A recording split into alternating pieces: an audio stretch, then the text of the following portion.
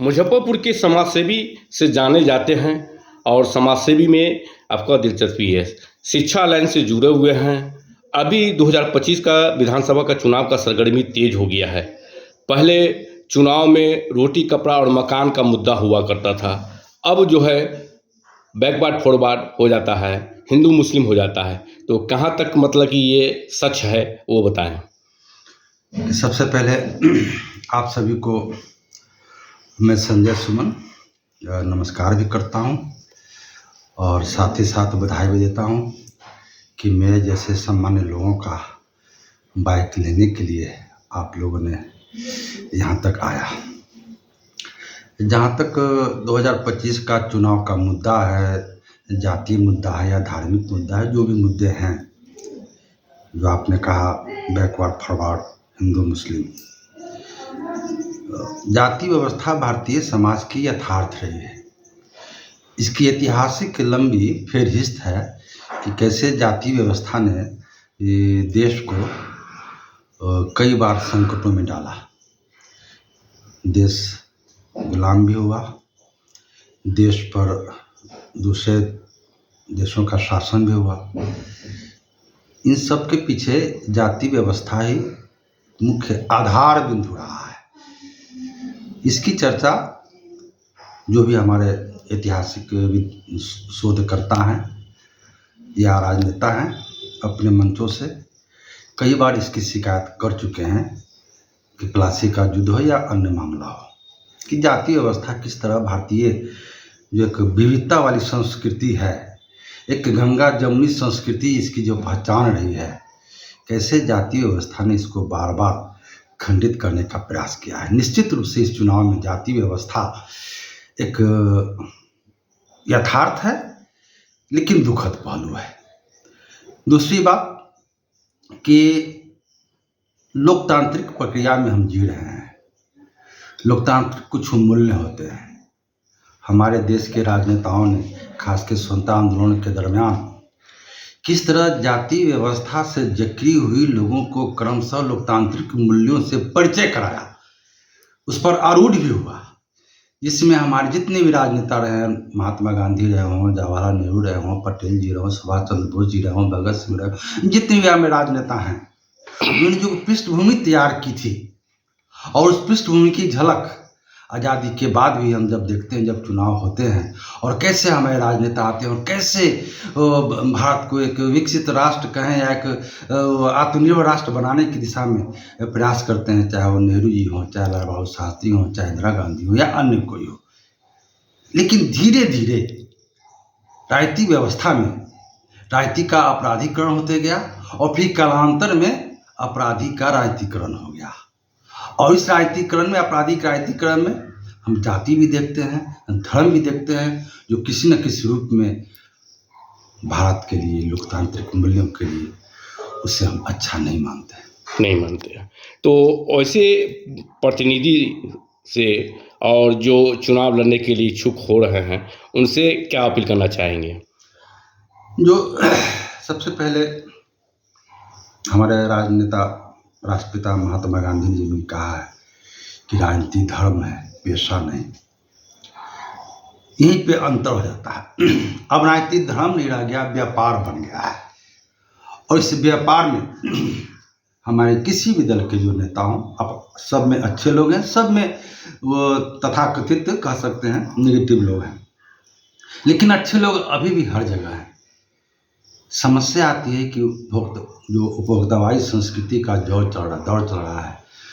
अधिकतम सुविधाओं का उपभोगी जहां व्यक्ति के पहचान का केंद्र बन गया हो, वैसी परिस्थिति में राजनेता भी जो भी हों, कहाँ अपने आप को अलग रख पाएंगे और साथ में जनता भी। तो यहाँ पर जो तरह तरह के प्रलोभन आदि वर्तमान में जो देख रहे हैं, जो नेता चुन रहे हैं, नेता अपने मेरिट से कम जाति के नाम पर, धर्म के नाम पर जुड़ रहे हैं। ऐसे ऐसे कई नेता मिल जाते हैं जिनको न संविधान का बोध है, जिनको न समाज का बोध है, जिनको न संस्कृति का बोध है, न जिनको राजनीति का बोध है। ऐसे लोग राजनीति में क्रमशः बढ़ते जा रहे हैं और इसके लिए कहीं न कहीं लोकतांत्रिक मूल्यों का या हम बुद्धिजीवियों की भी कमी है कि हमने अपने समाज में अपने बच्चों को, अपने विद्यार्थियों को उन लोकतांत्रिक मूल्यों से और उसे अवगत नहीं कराया, उसको उसकी ओर वैचारिक रूप से लोकतांत्रिक मूल्य के प्रति मैंने प्रतिबद्ध नहीं बनाया। उसमें हम शिक्षकों की भी भूमिका है, हम प्रोफेसरों की भी भूमिका है, और साथ में समाज या सरकार या नेता जो हैं वो भैया हैं। देखा गया है कि राष्ट्रीय पार्टी पार्टी है, राष्ट्रीय पार्टी है, और आप क्षेत्रीय पार्टी आरजेडी है, तो आरजेडी में मतलब वरिष्ठ कार्यकर्ता के रूप से जाने जाते हैं, तो आरजेडी में क्यों ज्वाइन किए? क्या लगा मतलब लालू यादव का ये कि आप जो पार्टी ज्वाइन कर लिए? सबसे महत्वपूर्ण चीज़ है वैचारिक। हमारा जो समाज है, जो वर्षों से कुछ खास वर्ग, जो वंचित समुदाय है, वह किसी न किसी रूप में जाति व्यवस्था का शिकार होता रहा है, और उस शिकार होने से उसको कैसे बाहर निकाला जाए, कैसे उसे मनोबल प्रदान किया जाए, कैसे उसे आवाज़ दी जाए, इसमें हमारे माननीय लालू प्रसाद यादव की सर्वविदित महत्वपूर्ण भूमिका रही है, और मैं भी उनके इन विचारों से पूरी तरह सहमत रहा हूँ, और उसी के आलोक में मैं इस विचारधारा को मैं स्वीकार किया हूँ या कर रहा हूँ। देखा जा रहा है कि 15 साल उनका शासन था, 15 साल में कोई विकास नहीं किए, जिसके कारण से मतलब कि उनको सत्ता से हटाया गया। अब रही बात कि इस बार 2025 का विधानसभा चुनाव का सरगर्मी तेज हो गया है, तो क्या लगता है कि महागठबंधन की इस बार सरकार बनेगी? जहाँ तक 15 साल के शासन की बात है, विकास नहीं हुआ। विकास के कई पैमाने हैं। वर्तमान सरकार में जो 20 साल से माननीय मुख्यमंत्री जी नीतीश जी की सरकार है, आपने शुरू में ही कहा था कि रोटी कपड़ा मकान से मुद्दा हट के जाति धर्म पे हो गया है। क्या माननीय मुख्यमंत्री ने जो विकास किया है, क्या इससे रोटी कपड़ा मकान की पूरी इसमें गुंजाइश है? अगर वो होता तो फिर हमारे जितने भी बिहार के सब लोग हैं, क्या वो पलायन करते? क्या उन्हें रोजी रोटी की व्यवस्था हो जाती तो क्या बिहार में नहीं रहते? तो विकास का पैमाना ये है कि केवल रोड को बना दिया जाए या अन्य चीज़ को बना दिया जाए।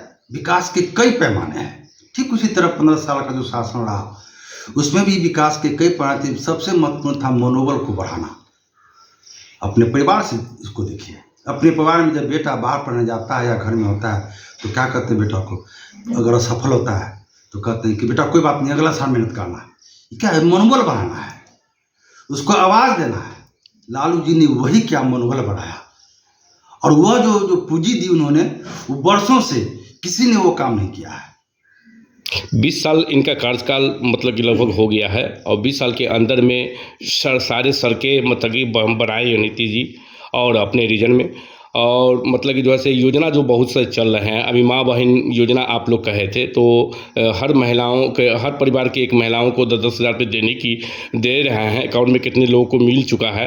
और बिजली जो है आप लोग 200 यूनिट का बोले, 125 यूनिट बिजली फ्री कर दिया गया है। तो बहुत से योजना चल रहे हैं जो लाभ उठा रहे हैं, इस पर क्या कहना चाहेंगे? सबसे महत्वपूर्ण क्या है, मैं किशन पटनायक जी बहुत बड़े सामाजिक चिंतक रहे हैं। उन्होंने कहा था कि जिस समाज में शिक्षकों का सम्मान न हो, शिक्षा का सम्मान न हो, वह समाज मृत प्राय होता है। वर्तमान में या पहले भी जब से इसको देखना चाहें, शिक्षा कहीं न कहीं दूसरे तीसरे जर्दे पर राजनेताओं के बीच रही है, आम जनता के बीच रही है, और आज तक कभी शिक्षा चुनाव का मुद्दा नहीं बना। चुनाव का मुद्दा बनता है जाति या धर्म। जब शिक्षा चुनाव का मुद्दा बन जाएगा तो जिन योजनाओं की चर्चा आपने भी की है, उससे बहुत सारी योजनाओं का लाभ यहाँ की जनता अपने प्रतिभा से, अपनी सुविधाओं से स्वयं ग्रहण कर लेगी।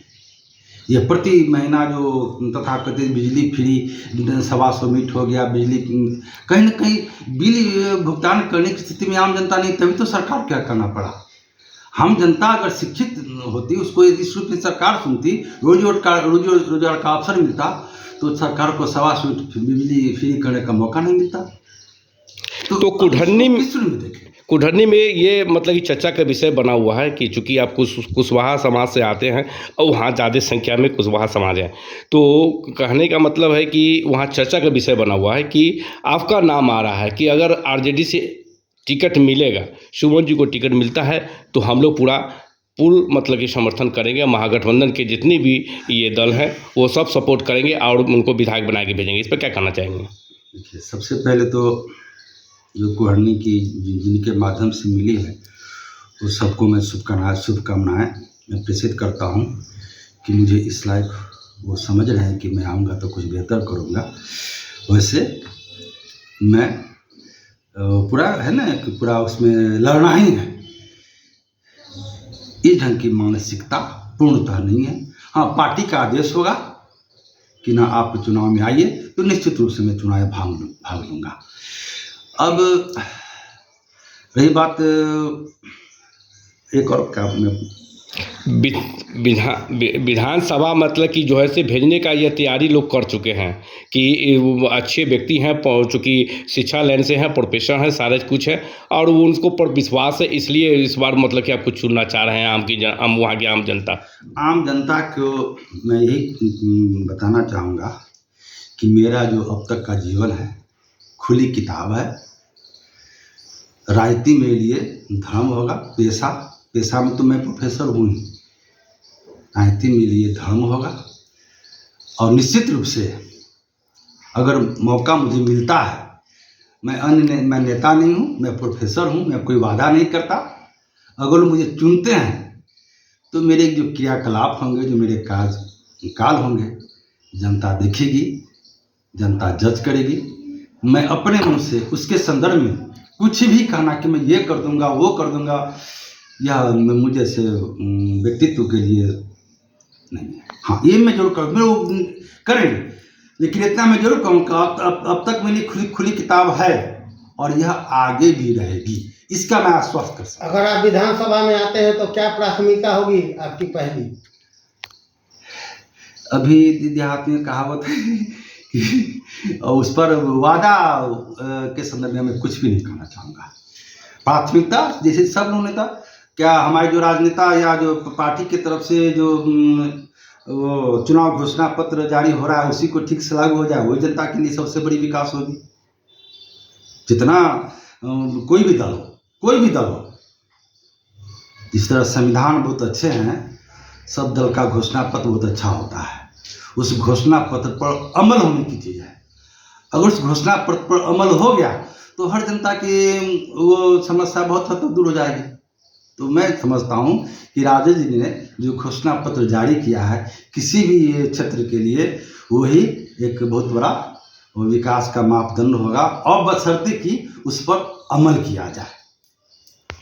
दीपावली की शुभकामनाएं पूरे बिहार की जनता को, और पूरे बिहार की जनता को लोक आस्था और परंपरा का महापर्व छठ की भी हार्दिक शुभकामनाएं।